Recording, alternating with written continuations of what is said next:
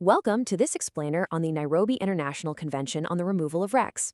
Just picture this, a vast, sweeping, cinematic view over the bright, sparkling waters of the open ocean. It's an absolutely breathtaking scene, right? But underneath that beautiful surface lies some pretty immense, high-stakes logistical challenges. Today, we're diving into this critical maritime protocol. It's essentially the rulebook for how the international community teams up to protect our oceans with really swift, decisive action. So here's the million-dollar question. When a giant cargo ship sinks or, is on the brink of going down, who actually cleans up the ocean? For decades, believe it or not, this was an incredibly murky area. We're talking a massive gap in the international legal framework. You'd have these massive vessels stranded or in distress, and the central conflict always boiled down to accountability versus environmental protection. Obviously, nobody wants to see our vibrant marine ecosystems destroyed, but figuring out whose job it was to clean it up and, more importantly, who was footing the bill, man, that was a monumental challenge. To really grasp the solution here, we first need to map out the geography. Picture a sprawling, sunlit zone stretching way out from a country's coastline.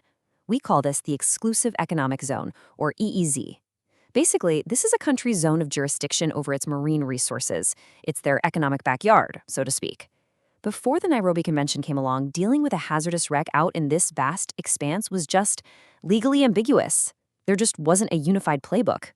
And we are talking about 200 nautical miles. Put that into perspective, that is a massive, massive stretch of ocean for any single nation to try and monitor. When a wreck happens, say 150 miles offshore, it's completely out of sight. But the environmental and navigational ripples, huge. This 200 nautical mile zone is exactly where a uniform, globally agreed upon set of international rules was desperately needed to make sure wrecks are removed promptly. Okay, let's dive into this. Section 1. Enter the Nairobi Convention, the ultimate maritime protocol. What's really fascinating here is how proactive this protocol is. It doesn't just apply to some rusty old hull already sitting on the ocean floor. It applies to ships that are sinking, stranding, or even just reasonably expected to do so. So the action literally starts before a vessel even hits the bottom. If there's a live rescue scenario unfolding and no effective measures are being taken to help the ship or the property in danger, bam, this convention kicks right into gear. It's all about rapid response.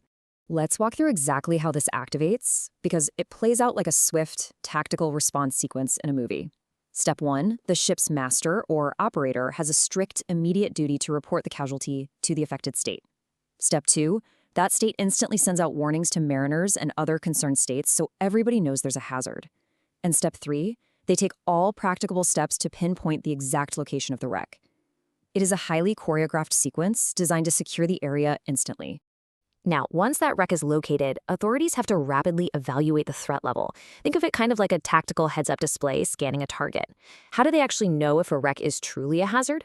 Well, they look at specific criteria: the depth of the water above the wreck, its proximity to major shipping routes, the traffic density in the area, and how vulnerable nearby port facilities are. And crucially, they weigh the environmental factors, like the absolutely devastating damage that could happen if cargo or oil leaks out. It's a very comprehensive, bright-line test for maritime danger. So, the crucial point is the financial action. Who is actually on the hook for this? The convention places strict liability squarely on the registered ship owner. They are legally responsible for the costs of locating, marking, and removing that wreck, period. But the protocol has a brilliant failsafe built in. If the owner drags their feet or just fails to act, the affected state has the legal authority to intervene, take control, and remove the hazard themselves. The top priority always is keeping the oceans safe. And this is where the convention really gets its teeth. 300 gross tonnage. For any ship of 300 GT and above, the rules are incredibly strict. Compulsory insurance or some other solid form of financial security is absolutely mandatory. Basically, there's no way you can sail a vessel of this size without proving you have the financial backing to clean up a mess if things go south. Which brings us to arguably the most powerful legal maneuver in the entire protocol. States parties hold a right of direct action against insurers. What does that actually mean for us? It means if a ship goes down and the owner goes bankrupt or, tries to vanish, the state doesn't have to waste years chasing them in court while oil is actively leaking into the ocean. No, they can bypass the owner entirely and claim those cleanup costs directly from the insurance companies. It's a game changer that guarantees the funds are there and the cleanup happens. Now, while the convention was primarily designed to fill that massive gap out in the 200 nautical mile EZ, the architects added this brilliant flexibility clause. States parties can actually opt in to apply these exact same rules right into their own territorial sea. So this allows nations to pull this powerful protective shield even closer to their coastlines. It ensures that from their sovereign shores all the way out to the deep ocean, there's just one unbroken, uniform standard of protection. All right, moving on to Section 2, a global coalition activating the protocol. Let's move to and see how this builds, because this massive diplomatic achievement officially entered into force globally on April 14th, 2015. But watch how this activation ripples out across the world, like a cinematic defense grid powering up. Just 4 days later, on April 18th, it comes into force for Malta. Fast forward a month to May 17, and Tuvalu activates it. It's this incredible rolling activation. In fact, a vanguard of 15 initial nations locked in the treaty on that launch date. And it's a wonderfully diverse array of countries. We're talking everyone from Antigua and Barbuda to Denmark, India, Nigeria, and the UK. So this isn't just some small regional agreement. It's a sprawling, interconnected network of environmental defense that literally spans multiple continents and oceans. And you can really see the real-world impact of this down to the local level. Take India, for example. They actively amended their own domestic law, the Merchant Shipping Act of 1958, specifically to incorporate the convention's provisions.